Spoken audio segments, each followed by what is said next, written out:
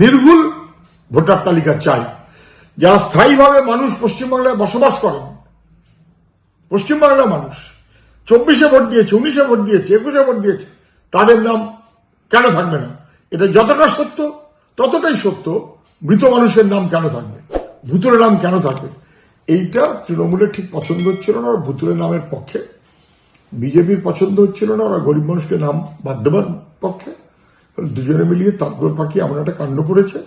আর মুখ্যমন্ত্রী এতদিন ধরে কিছু না বলে ওর লোকেরা তো গিয়ে মিটিয়ে সব সম্মত হয়েছে। আমি ছিলাম সেই মিটিং। ওর লোকেরা তৃণমূল কংগ্রেস 28 তারিখের মিটিংয়ে সম্মত হয়ে এসছে। আমি সেই মিটিংয়ে ছিলাম, আমরা তো সম্মত ছিলাম অবশ্যই, ওর লোকেরা সম্মত হয়েছে।